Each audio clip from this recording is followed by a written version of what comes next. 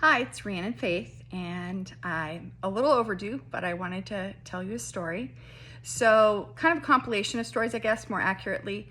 I was thinking about what a role pets and animals play in our lives, as you can hear my background music with one of my cats wanting to chime in. So a couple of things came to mind and just funny, silly stories that I wanted to share. So one is kind of a decently thrown back when I was little. I had a cat. Her name was Tofu. She came with the name. We didn't name her that, although honestly we weren't above that. Just if that's any consolation, we definitely could have just named a cat straight up Tofu. But she was 3 when we got her. I got her on my 7th birthday. She was hands down my cat, although she liked my dad quite a lot as well, but I claimed her as mine.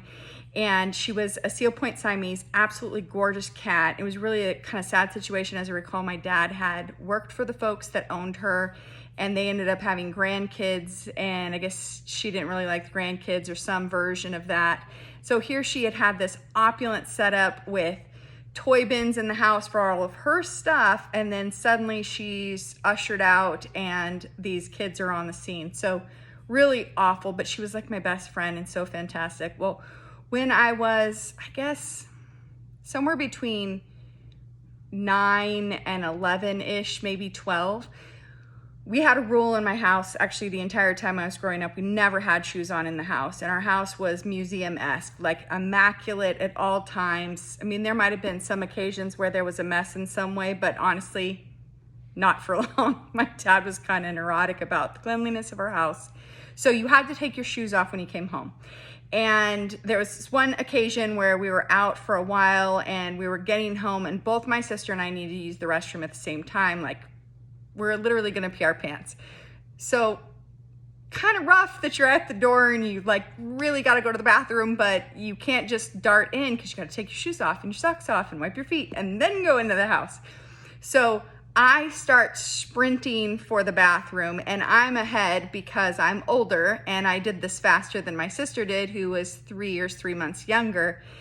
And my reward for rushing was stepping full foot, I mean full naked foot, on a filleted alligator lizard that Tofu had killed and opened for us on the carpet. So full barefoot through the innards of this disgusting alligator lizard. And what was worse is the startle almost pushed me over the edge for peeing my pants, so that's awesome. And then, of course, I was really mindful I couldn't put that other foot down, because if I had, good night, I would have been in so much trouble. So I'm hobbling the rest, hopping on one foot to try and make it to the toilet or to go to the bathroom, and I'm so grossed out, I can't even say. It was just the most disgusting thing. And Tofu was looking at us as I come out, traumatized, got all the lizard off my foot. Ugh. She looks at us like, way to not be appreciative of the gift that I just brought you. You guys were crappy hunters, so I helped you out. So that was my lizard Tofu story. And she was an incredible cat, though. Anytime I would be sad or upset or excited, I'd tell her all about it. And so she would hang out with me, and we were just best pals. Another funny animal story, when I was in 8th grade, my parents had gone, they were supposed to be going, we lived in Knoxville, Tennessee at the time. They were supposed to be going to the Kroger, that's right, shout out to Kroger's, to get a Christmas angel, because we didn't have one, a topper for our tree, and it was Christmas Eve. And we were often the last minute shoppers when it came to the Christmas tree, mostly because I think it was really like up to the minute before we had enough money to get Christmas trees. I didn't know that as a child necessarily all the time, although I did more often than I should have probably. But they had run off to go and do that. I was in 8th grade. My sister was in 4th grade, I think. And so we were home by ourselves, and they came home. My dad had this big bomber jacket, and he always had some version of these larger jackets, and he's a big guy.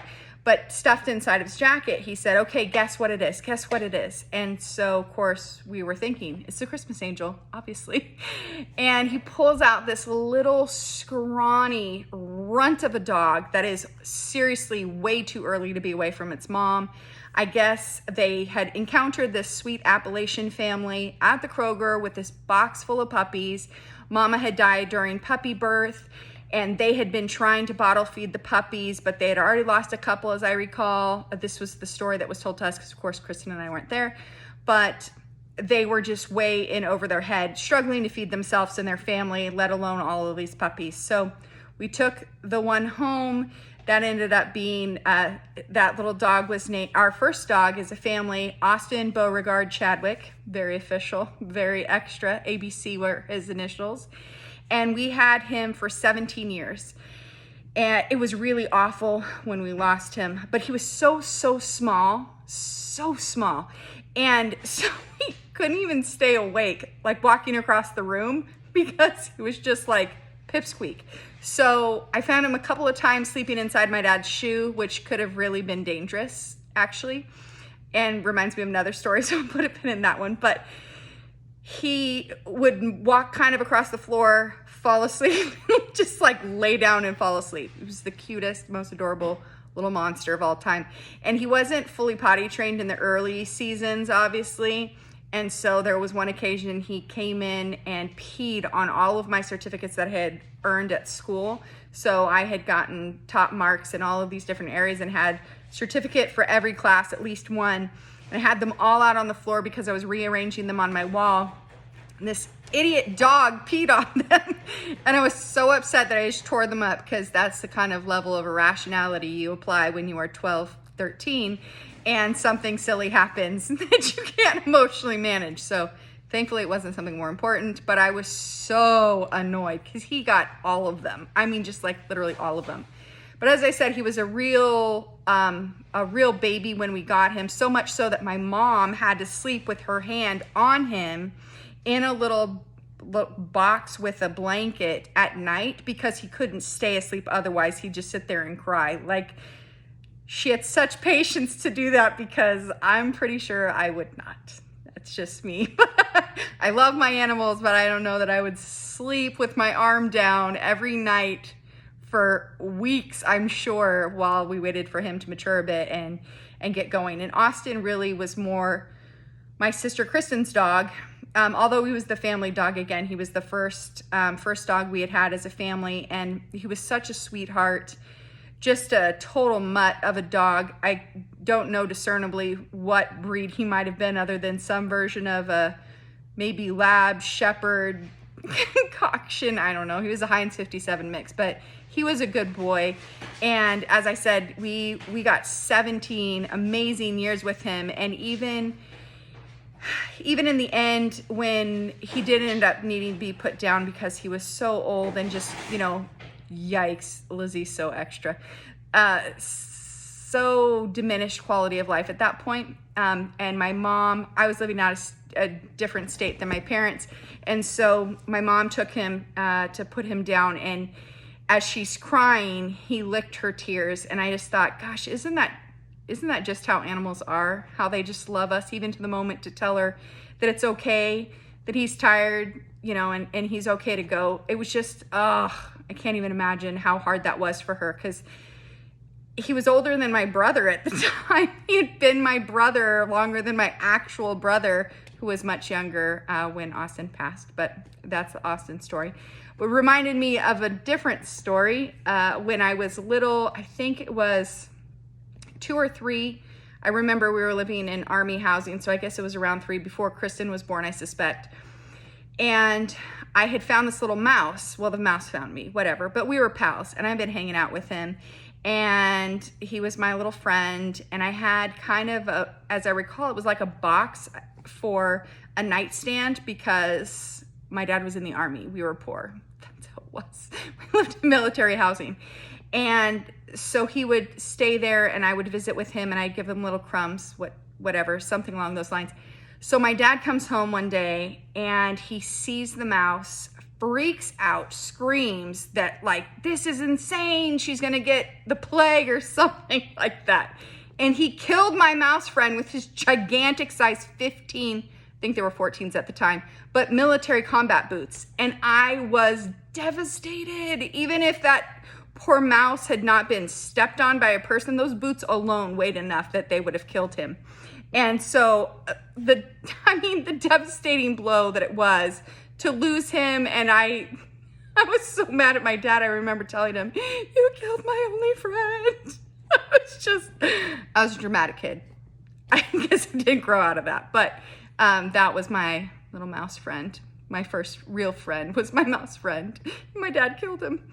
And then finally, I want to share a story about a goat named Burrito.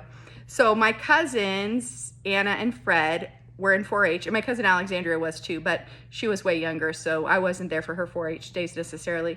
But Anna and Fred were in 4-H, and Fred did goats primarily, I think, and Anna did too sometimes, but she also did rabbits, raised rabbits. But we were there living with them at the time, and so one of the goats had babies, kids, adorable. And so I was there and helped these little kids be born, and they were so stinking cute, and they cried just like real babies, which makes them even more endearing and adorable. But one of them, my aunt named Burrito, and I just thought that was awful because, as you have heard in these prior stories, our animals were pets, actual pets. They were our loved ones, part of the family, deeply bonded with them. Note the mouse that just happened upon my house. I didn't rhyme on purpose. My apologies. So my aunt said, well, we're going to name him Burrito because that's what he's going to be when he grows up, and he should know. And seriously traumatized. Just that was even his name. I thought that was so sad. But he was kind of a jerk as he got older. And I remember when he needed to get his horns burnt down, it wasn't successful. And so he still butted his horns, and he was kind of a jerk about them, but you know, whatever. And some time had passed, and I guess I wasn't totally paying attention. And I tried to help with kitchen duty because I was a little particular about how I ate food, not necessarily what I ate, but how I ate it, put it together. It was a thing at my control, something at a young age with other things being out of control. So my aunt tells me we're having burritos, and she says, hey, Rhiannon, go to the refrigerator and get the package marked burrito. And as I'm walking to the deep freeze, well, that's where it was at, in the deep freeze, I thought to myself, that's weird. She knew what she was going to make with it when she bought it from the butcher. That's strange. And then I get to it as I'm looking at it, and it's marked burrito. And it doesn't say burritos, it says burrito. And I pause, and my eyes must have gotten so big because I looked back at my Aunt Linda, and I was like, what? No, I can't. What are you talking about? She goes, in this really, like, my Aunt Linda was very stern, and she's still very much, she is who she is. I love her to pieces. She's very stern and scary as a kid. And she says, Ree, don't you dare say a word. I will turn your ear. Like, it was getting quieter and quieter and scarier and scarier. You know, the volume, pitch, like nobody's gonna know, but you're gonna die. There's plenty of places for me to bury you here on the property. So it was like, I'm not having meat. I'm only having beans and cheese with my burrito. And so I had to sit there while we cooked Burrito, the goat. And she mostly didn't want me to rat her out that we were having goat meat instead of something else. But at dinner, because I was kind of picky about those things, nobody noticed. I don't think that I wasn't eating it, but there were a couple of times where someone made a comment about the meat. And I was like, traumatized. What? Oh my God. That was the little goat, Burrito the goat. And so it was a great moment. And I was not a 4-H kid, clearly. And again, my animals were pets, and we were deeply bonded with one another until they made it onto a plate. So new experience with animals with a Burrito the goat. And now I have a couple of cats, or a few cats, but each of them belong to somebody. So Lizzie belongs to Caitlin, Graby belongs to Charlie, and Rory is mine. And so Rory is a pretty princess, and she's absolutely adorable, a little calico cat.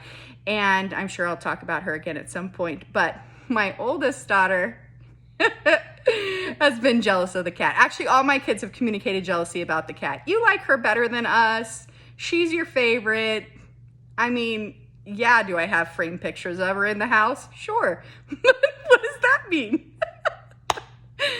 Anyhow, it got so bad that actually I made a Facebook post once because I had posted something about Rory being so adorable and fabulous.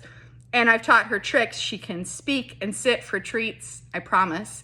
I have witnesses and video evidence, but my daughter posted a response, unbelievable, you like the cat better than us. So I had to make a post that was all about my love and appreciation of Cheyenne as a person to deflect the fondness that I have for my little girl cat, who's just fantastic. So those are my cat stories and animal stories, but just a little compilation of fun. So come back again and I'll tell you another story. Thanks.